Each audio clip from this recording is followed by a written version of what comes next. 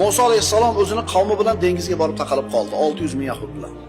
Orqadan ana shu davrning eng qudratli bo'lgan qo'shinini boshlab Fir'avn yetib keldi.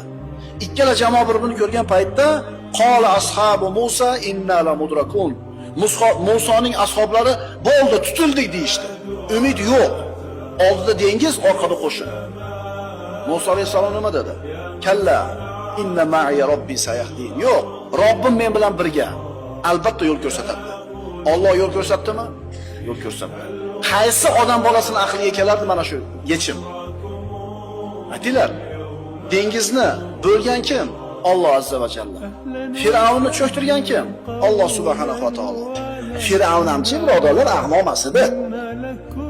Rast o'sha Misrning imperatorimi-da? U ahmoq emas edi.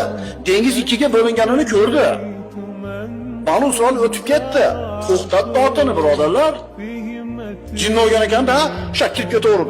Yo'q, jinni olmagan. Bugun Alloh Fir'avnni halok qilishni xohladi. Otini to'xtatsa ham ot to'xtamadi. Ot yurdi Allohning hukmiga ko'ra.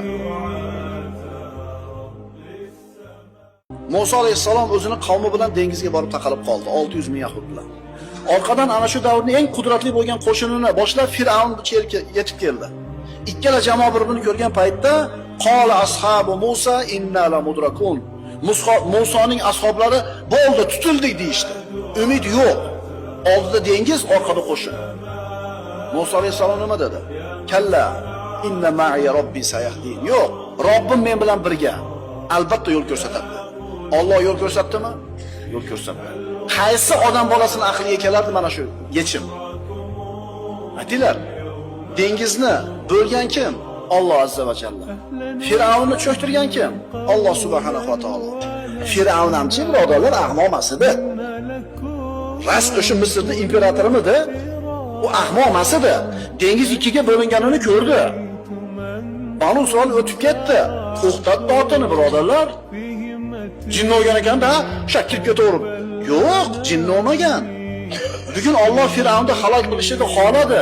Otini to'xtatsa ham ot to'xtamadi. Ot yurdi Allohning hukmiga ko'ra.